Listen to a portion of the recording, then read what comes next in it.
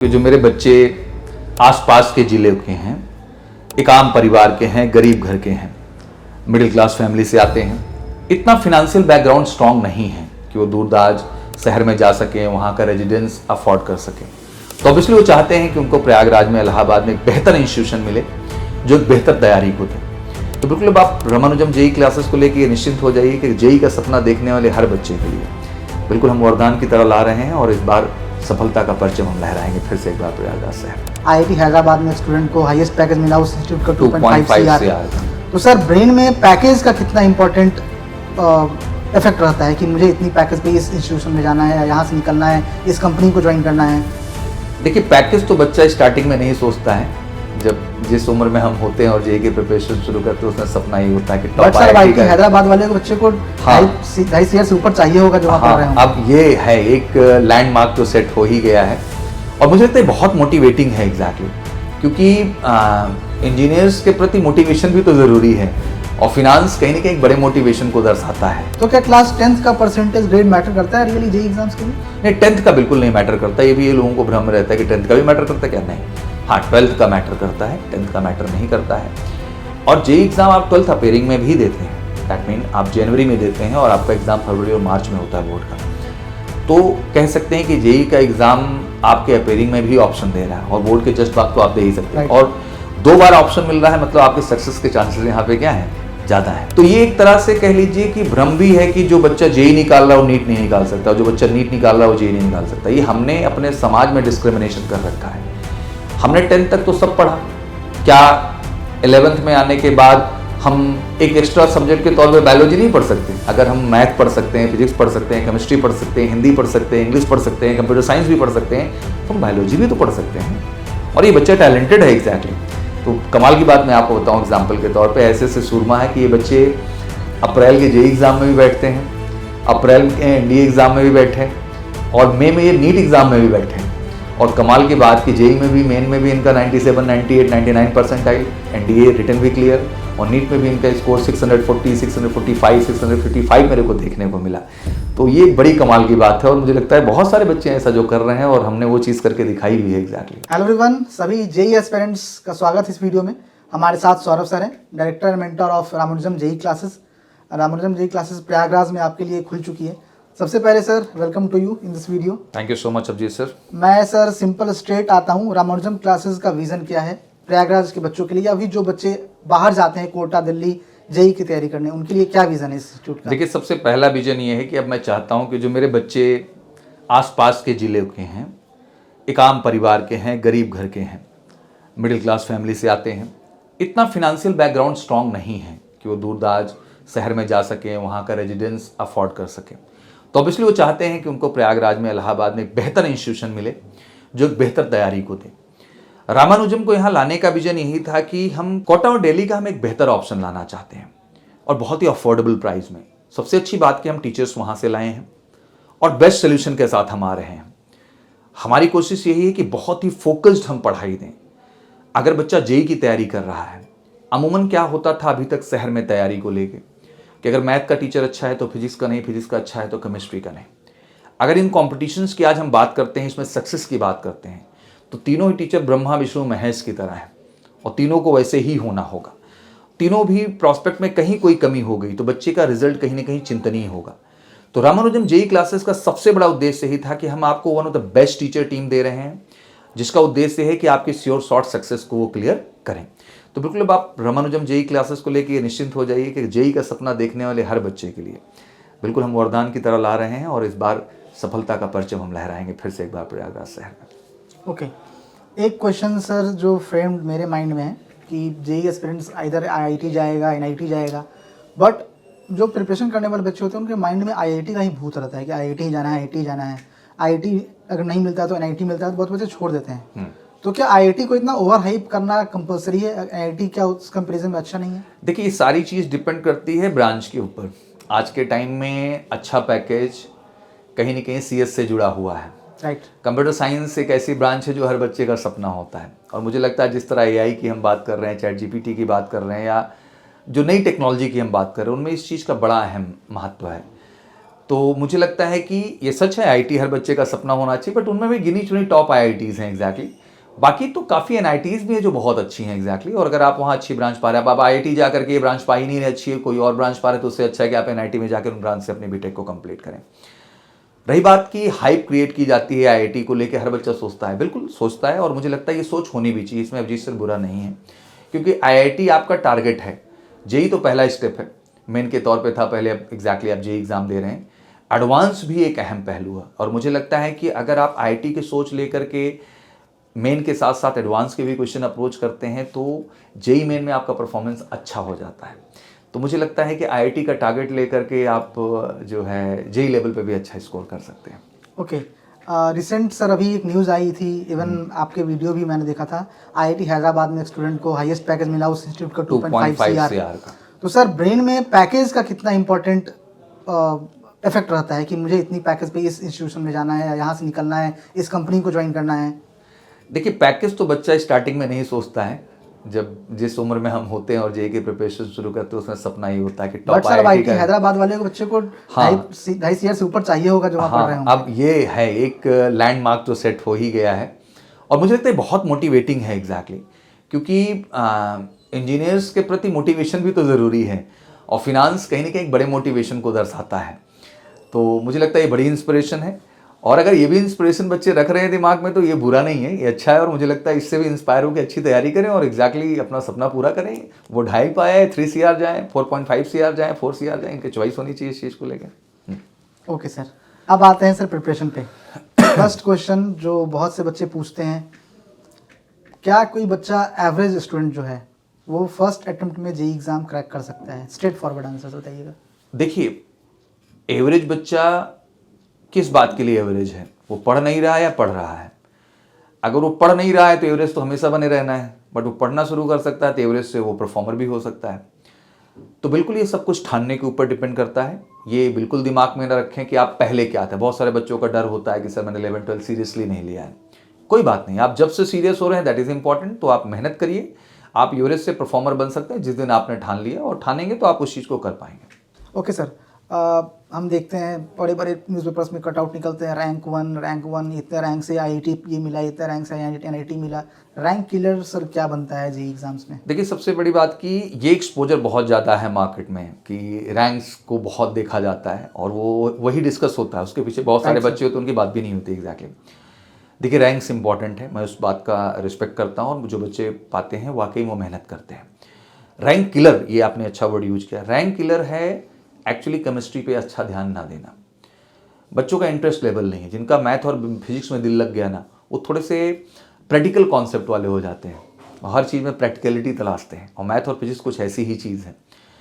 Chemistry वहीं थोड़ी सी रट्टू concept पे आती है एग्जैक्टली, तो कहीं ना कहीं वो इग्नोर होने लगती है, और एग्ज़ाम आते आते वो एक बैकलॉग के तौर पे तैयार हो जाती है, और वही आपका लेस स्कोरिंग पार्ट बन जाता है। तो अगर आप रैंकर्स की बात कर रहे हैं तो बिल्कुल जो तीनों पे ध्यान देते हैं वो रैंकर्स हैं, और जो इस पार्ट को इग्नोर करते हैं वो रैंक किलर का काम कर जाते हैं। मतलब फिजिक्स केमिस्ट्री बायो तीनों लेके चलना है? फिजिक्स केमिस्ट्री मैथ तीनों को लेके, हाँ तीनों को लेके चलना। ओके, नेक्स्ट क्वेश्चन सर, जो बच्चे पढ़ते हैं पीवाईक्यू सॉल्व करते हैं, आपके हिसाब से एक आइडियल कितना साल का पीवाईक्यू सॉल्व करना चाहिए जेईई एग्जाम्स के लिए? 10 साल, 5 साल? देखिए, इसमें ऐसा नहीं कि 10 साल 5 साल में कहूँगा, सबसे पहले तो 5 साल का ही कहूँगा, क्योंकि आप पहले उतना कर लें, और ये कोई टारगेट के तौर पे नहीं। आज जैसे चीज़ें बहुत अच्छी बटी हुई हैं कि मान लीजिए आप टॉपिक उठाए फॉर एग्जांपल कि आप कॉम्प्लेक्स नंबर पढ़ रहे हैं मैथ में, कॉम्प्लेक्स नंबर पार्ट से जो भी क्वेश्चंस आपके बने हैं एग्जैक्टली विगत 5 वर्षों में, वो आप पहले करने का कोशिश करिए। अगर वो आप कर ले जा रहे हैं एक बेहतर टाइम मैनेजमेंट के साथ, तब इससे पीछे जाने की आपको ज़रूरत है। और बात केवल मैथ की भी नहीं है, यहाँ फिजिक्स भी है और केमिस्ट्री भी है। तो केवल इमेजिनेशन में कह देना मैं 10 साल का कर रहा हूँ, मैं 15 साल का कर रहा हूँ, नहीं, एक बैलेंस बनाइए। पहले 5 ईयर का आप कर लीजिए मैथ फिजिक्स केमिस्ट्री तीनों में, फिर पहले आपको लगता है कि ये हो गया और मेरे पास टाइम सेविंग है, तो आप और 5 साल पहले के कर सकते हैं, वो आपके लिए फायदेमंद होगा। Okay sir. And JEE of course class 12th के बाद देते हैं, तो क्या क्लास 10th का परसेंटेज ग्रेड मैटर करता है रियली जेईई एग्जाम्स के लिए? नहीं, 10th का बिल्कुल नहीं मैटर करता। ये भी ये लोगों को भ्रम रहता है कि 10th का भी मैटर करता है क्या? नहीं, हाँ 12th का मैटर करता है, 10th का मैटर नहीं करता है। और जेईई एग्जाम आप 12th अपेयरिंग में भी देते हैं, दैट मीन आप जनवरी में देते हैं और आपका एग्जाम फरवरी और मार्च में होता है बोर्ड का। तो कह सकते हैं कि जेईई का एग्जाम आपके अपेयरिंग में भी ऑप्शन दे रहा है, और बोर्ड के जस्ट बाद तो आप दे ही सकते हैं। और 2 बार ऑप्शन मिल रहा है, मतलब आपके सक्सेस के चांसेस यहाँ पे क्या है, ज़्यादा हैं। तो मुझे लगता है 10th का यहाँ पे परसेंटेज का कोई रोल नहीं, 12th के परसेंटेज के मायने। ओके, 10th का परसेंटेज का रोल नहीं है, बट 10th की पढ़ाई का कितना रोल है? देखिए 10th की पढ़ाई तो बेस है, क्योंकि एनसीईआरटी का जो हम टैग लेते हैं वो हम 6 to 10 सबसे ज्यादा वैल्यू देते हैं, क्योंकि 6 to 10 सबसे ज्यादा हम वैल्यू देते हैं, क्योंकि बेस वही आपका क्रिएट करता है। और वो चीज जब आपके पास होती है ना, तो 11th 12th में आपकी परफॉर्मेंस खिल करके आती है, क्योंकि आपका फाउंडेशन बहुत स्ट्रांग बन गया होता है। एग्जैक्टली साइंस पार्ट में तो स्पेशली मैं कहूंगा कि आप जितना एनसीईआरटी मतलब जितना बेसिक से आप ध्यान दिए हुए हैं उतना आपके लिए फायदेमंद होगा जब आप इस तरह के एग्जाम में अपीयर होंगे। Okay sir, Ramanujan classes start हो चुकी है, बच्चे इवन इनरोल हो रहे हैं, पढ़ रहे हैं। 1 साल के लिए आते हैं, 2 साल के लिए लेते हैं, बहुत बड़े टारगेट में 6 महीने प्रिपरेशन करते हैं। तो एक मेजर हिस्सा, एक मेजर चंक उन स्टूडेंट्स का भी रहता है जो 2 साल पढ़ने के बावजूद फेल हो जाते हैं, हर बार होते हैं। बिल्कुल। क्या रीज़न है सर, क्यों फेल होते हैं? मैंने बताया हमेशा से और फिर से मैं कहूँगा, सबसे बड़ी प्रॉब्लम है उन बच्चों का ब्लाइंडली किसी और के ऊपर भरोसा करना। किसी भी कंपटीशन, किसी भी युद्ध को तभी जीता जा सकता है जब आप सेल्फ बिलीव करेंगे। सेल्फ बिलीव आता है एनालिसिस से। जब आप मॉक टेस्ट दे रहे हैं तो आप क्यों एनालिसिस नहीं कर रहे हैं कि आपके कौन कौन से टॉपिक, कौन कौन सी चीजें कमजोर हैं? आप वहां पे भी डिपेंडेंट हैं कि कोई तीसरा आएगा जो आपको बता देगा कि आपका ये कमजोर है, ये ठीक है। तो मुझे लगता है कि ये एक स्मार्ट वर्जन नहीं है आपका, आप डंप की तरह है। नहीं, मॉक टेस्ट दीजिए, एनालाइज करिए किन फैक्टर्स पे आप कमजोर हैं, अपनी स्ट्रेंथ, अपनी वीकनेसेस को जानना कोई बुरी बात नहीं है, वीकनेसेस सब में होती हैं। फिर उन पे अच्छे से कॉन्सेप्ट पे काम करिए और काम करके फिर से सवालों को अप्रोच बढ़ाइए। तो मुझे लगता है ये रास्ता ही सफलता का रास्ता है। केवल दूसरों के डायलॉग से, दूसरे के ऊपर डिपेंड रहने से आप सफल नहीं हो सकते, वो टीचर ही क्यों ना हो। ओके सर, तो सेल्फ बिलीव ही रखना उतना ही वो बहुत इंपॉर्टेंट किसी भी कॉम्पिटिशन के लिए। ओके सर, नाउ सर अभी जे एग्जाम्स के डेट्स आउट हो चुके हैं, इवन सिटी स्लिप भी आ गई है जी। अब यूट्यूब पे 1 शॉट वीडियोस की भरमार शुरू होंगी। तो 1 शॉट वीडियो सर कितना इंपॉर्टेंट है जेईई मेंस एग्जाम? देखिए 1 शॉट वीडियो बिल्कुल इंपॉर्टेंट है और उसको मैं बहुत वैल्यू देता हूँ। टीचर भी उसमें बहुत मेहनत करते हैं और वो रिस्पेक्टेबल है हर तरह से। लेकिन हमेशा उस पर एक जरूर बात मैं ऐड करता हूँ कि प्लीज़ ये 1 शॉट उन्हीं का देखिए जिनसे आपने पढ़ा है। आप उनका बिल्कुल मत देखिए जिनका आपने नहीं पढ़ा है, नहीं तो आपके लिए बड़ी प्रॉब्लम होगी। आप मिसगाइडेड होंगे, कंफ्यूज होंगे और कॉन्सेप्ट क्लैरिटी में डाउट पैदा हो जाएगा। और रामानुजम क्लासेस की सबसे बड़ी खूबी यही है, आप अगर हमारे एसजेई चैनल से जुड़े हैं और सब्सक्राइब जरूर करें, इसमें हम लगातार टॉपिक वाइज अभी 1 शॉट लेके चल रहे हैं, जल्दी फुल 1 शॉट्स भी आएंगे। तो अगर आप इनसे जुड़िए और इनको पढ़िए, क्योंकि ये क्लास में भी होंगे आपके और 1 शॉट में भी यही होंगे। तो ये सबसे बड़ा फायदा हम बच्चों के लिए लेके आ रहे हैं। ओके सर, एक क्वेश्चन जो बहुत सारे बच्चे ने पूछा भी है कि वो 5 घंटे पढ़ते हैं, 6 घंटे पढ़ते हैं, 8 घंटे पढ़ते हैं, तो क्या 6 घंटे 8 घंटे पढ़ने से जेईई एग्जाम क्रैक हो जाएगा इजीली? बात घंटे की वैल्यूएशन नहीं है यहाँ पे, उस घंटे में आपने पढ़ा क्या, ये सबसे ज़्यादा इंपॉर्टेंट है। पता चला केवल किताब खोल के बैठे हैं आप और उसको रामायण महाभारत, नहीं वर्ड नहीं यूज करते, किताब खोल करके आप बैठे हैं और दिखावा कर रहे हैं कि मैं क्या कर रहा हूँ, पढ़ाई कर रहा हूँ, उसके कोई मायने नहीं है। कोई भी टॉपिक आप उठाएं, कॉन्सेप्ट वे भी काम करें और साथ ही सवाल लगाना शुरू करें। जब आप सवाल लगाएंगे तब आपको पता चलेगा कि 1 टॉपिक सवाल हमारा खत्म हुआ, अब 2nd टॉपिक के सवाल है, 3rd टॉपिक के सवाल है, फिर 4th टॉपिक के सवाल है। तो आप किताब खोल के केवल दिखावा ना करें बल्कि सवाल को अप्रोच करें, तो मुझे लगता है आपकी पढ़ाई के फायदे होंगे। और उस कड़ी में अगर 2 घंटे आप 3 घंटे मैथ को, 2 घंटे फिजिक्स को, 2 घंटे केमिस्ट्री को, 6-7 घंटे भी ईमानदारी से कंसिस्टेंसी के साथ दे रहे हैं तो 1 साल में बड़ा बदलाव आ सकता है। पढ़ता कौन है, आप पढ़ लेंगे तो आप सफल हो जाएंगे। तो कितना आइडियल टाइम लगता है सर, आप सजेस्ट करना चाहेंगे? मुझे ये लगता है कि अगर मैं देखूं कि एग्ज़ाम नज़दीक है तो 1 घंटे बढ़ जाने चाहिए।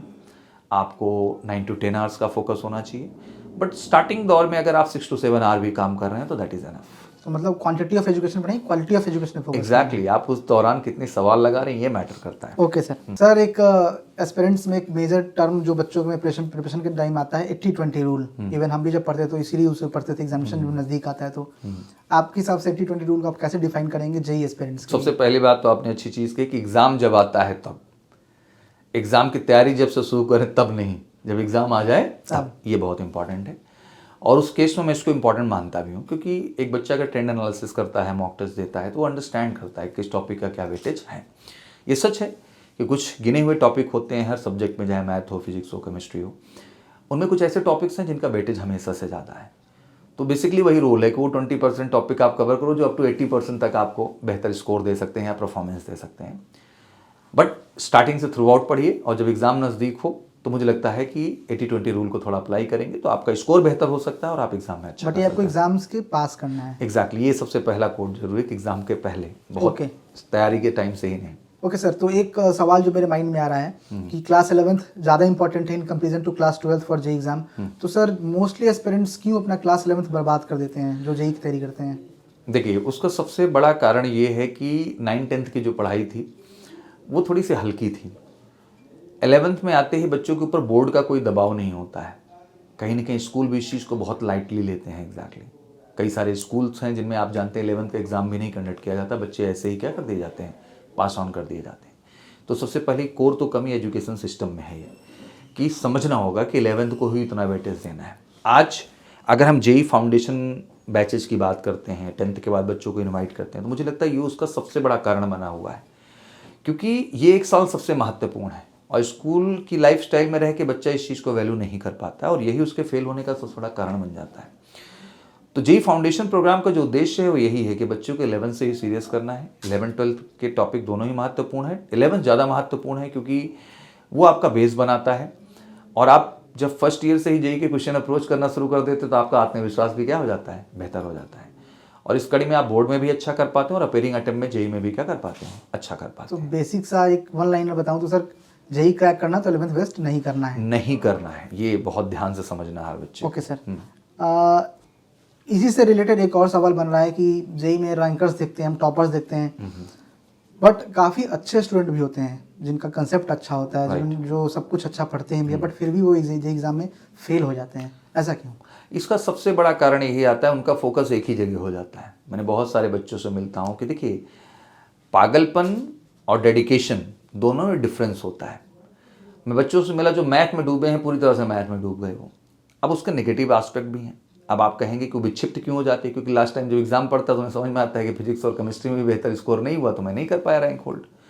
तो ये सबसे बड़ी प्रॉब्लम है कि आप हर सब्जेक्ट को वेटेज दीजिए। एग्ज़ाम आपके लिए पागलपन नहीं है, आपके लिए पैसन है, आपका ये डेडिकेशन है।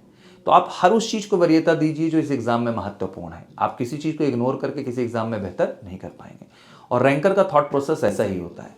तो अगर वाकई में आपको रैंकर बनना है, बल्कि ऐसा नहीं कि आपको फेल हो जाना है, तो आप हर चीज़ पे इक्वल ध्यान दीजिए, आप अच्छा कर पाएंगे। ओके सर, आपने अभी एक टर्म दिया रैंकर बनना है, तो सर जेई एग्जाम में क्या ज़्यादा जरूरी है, जेई एग्जाम क्वालिफाई करना या रैंकर बनना? देखिए, कोई भी कॉम्पिटिटर, कोई भी बच्चा जब तैयारी करता है तो हमेशा चाहता है कि मैं अपनी जगह टॉप 100 में बनाऊँ, टॉप 1000 में बनाऊँ, और ये ज़रूरी है क्योंकि अगर हम आईटीज़ की सीट्स की बात करें तो सीट्स लिमिटेड है, तो रैंकर तो बनना पड़ेगा। क्योंकि आप केवल एग्ज़ाम दे दिए, क्वालिफाई कर दिए, इतना इनफ नहीं है। आपको टॉप ब्रांच चाहिए, आपको टॉप कॉलेज चाहिए, तो उसके लिए रैंकर वर्ड बहुत इंपॉर्टेंट है। तो मुझे लगता है कि रैंकर का थॉट प्रोसेस आपको बनाना ही होगा अगर आप अपना सपना तय करना चाहते हैं, तो तभी आप टॉप कॉलेज पाएंगे। भाई आईआईटी दिल्ली टारगेट है, आईआईटी मद्रास टारगेट है, आईआईटी बॉम्बे टारगेट है, तो आपको रैंकर की तरह ही सोचना होगा, रैंकर की तरह ही काम करना होगा। ओके सर, इसी पे सर एक और सवाल इसी से बन रहा है मेरे दिमाग में कि बहुत से बच्चे हैं जो कोचिंग करते हैं, कोचिंग कर रहे हैं, कोचिंग में डाउट काउंटर ले रहे हैं, कोचिंग में दिन रात बिता रहे हैं, तो जेई एग्जाम्स के लिए कोचिंग कितना मैंडेटरी है, कितना रियली मैटर करता है या नहीं? देखिए, गाइडेंस तो कहीं भी मैटर करता है। आप जीवन में कुछ भी करना चाहते हैं, आप एक अच्छे सिंगर बनना चाहते हैं, डांसर बनना चाहते हैं, कि एक अच्छा कोच, एक अच्छा गाइडेंस मिलना ज़रूरी है। हाँ, उस चीज़ को हम कोचिंग वर्ड से जोड़ जरूर देते हैं, बट मैं ये ज़रूर कहूँगा कि अच्छी स्कूलिंग आपको है, वहाँ अच्छे टीचर हैं, ओके, फैमिली में कोई अच्छा गाइड कर रहा है, दैट इज़ ओके। बट अगर नहीं मिल रहा है तो ऑब्वियसली एक अच्छे इंस्टीट्यूशन को चुनना, अच्छे टीचर के साथ गाइडेंस लेना ज़रूरी है। अगला प्रश्न आपका ये था कि बच्चों के लिए सेल्फ स्टडी कितनी इंपॉर्टेंट है, क्योंकि कोचिंग में बहुत टाइम बहुत सारे बच्चे दे रहे हैं।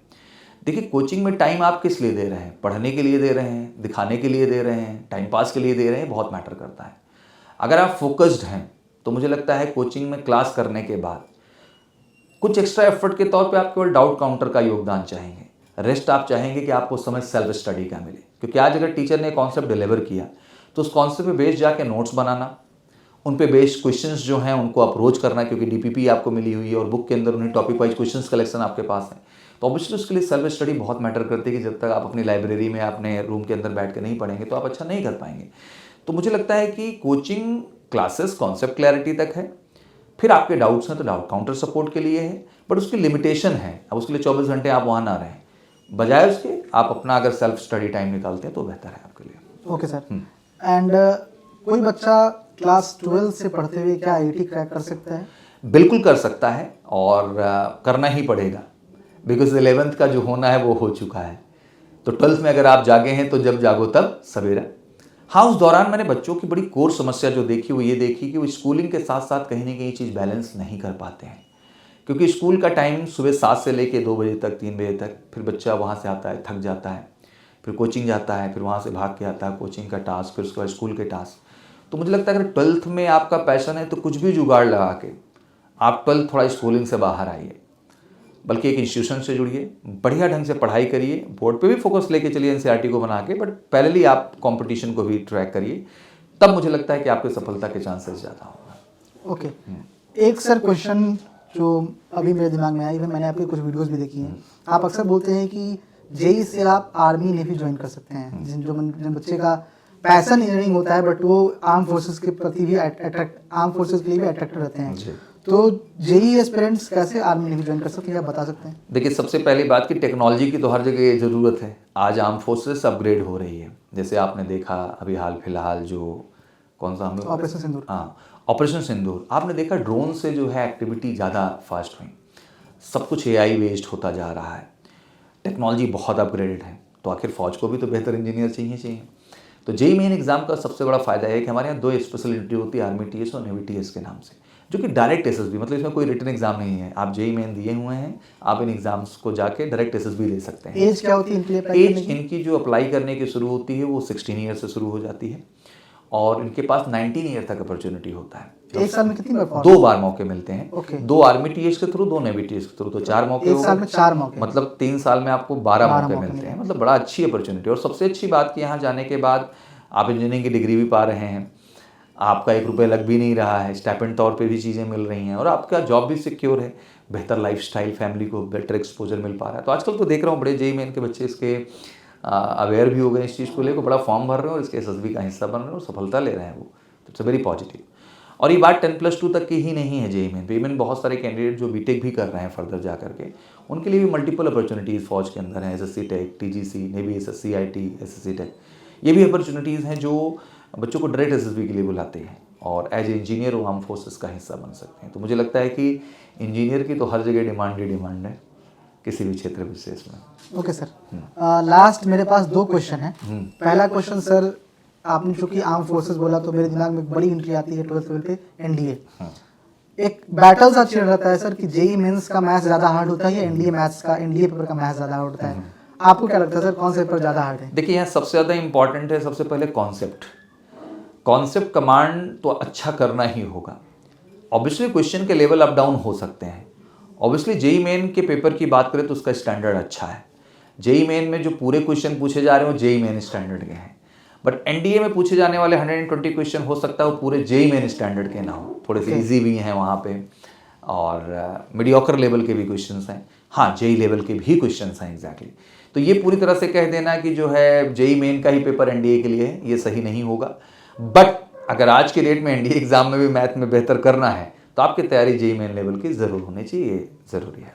ओके सर, एंड एक और क्वेश्चन जो इसी बैटल में फिक्स्ड है, कौन सा पेपर ज़्यादा हार्ड है, जेई या नीट?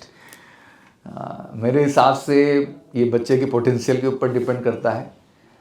कंपैरिजन में कर नहीं सकता क्योंकि नंबर ऑफ क्वेश्चंस ज़्यादा हैं, सिलेबस ज़्यादा वास्ट हो जाता है जब मैं नीट को देखने की कोशिश करता हूँ तो। बट ऑब्वियसली अगर आप एडवांस से कंपैरिजन की मुझसे बात करेंगे तो ऑब्वियसली मैं कहूँगा कि जेई का जो लेवल है वो बहुत स्टैंडर्ड लेवल है और एक्स्ट्रा ब्रेन चाहिए होता है, और बड़े ही कमाल के बच्चे हैं। मुझे लगता है कि अलग लेवल का ब्रेन है इनके पास जो एडवांस लेवल एग्ज़ाम में अच्छा करते हैं। बाकी नीट एग्ज़ाम के लिए भी बहुत मेहनत, बहुत हार्ड वर्क चाहिए और तभी वहाँ भी अच्छा कर सकते हैं। तो ये डिपेंड करता है बच्चा टू बच्चा क्या अच्छा है, बट मुझे पूछेंगे पर्सनली तो मैं ज़रूर कहूँगा कि जेई एडवांस ज़्यादा अच्छा स्टैंडर्ड है। ओके सर, स्मार्ट ब्रेन की आपने बात कही, तो कोई ऐसा स्टूडेंट होगा जो जेई और नीट दोनों क्वालिफाई किया होगा? Many examples and I really feel proud to say कि ऐसा बच्चों ने किया। जैसे आपको पता है कि नए एजुकेशन सिस्टम में पीसीएमबी का कॉन्सेप्ट आ गया, जहाँ बच्चा मैथ भी रख रहा है, बायो भी रख रहा है, और ये एक्स्ट्रा टैलेंटेड बच्चे हैं। तो इन्हें कहते हैं कि सर मुझे बायो से प्रेम है, मैं बायो पढ़ता हूँ, और फिजिक्स केमिस्ट्री तो ऑलरेडी वो पढ़ रहा है। तो ये एक तरह से कह लीजिए कि भ्रम भी है कि जो बच्चा जेई निकाल रहा है वो नीट नहीं निकाल सकता, जो बच्चा नीट निकाल रहा है वो जेई नहीं निकाल सकता। ये हमने अपने समाज में डिस्क्रिमिनेशन कर रखा है।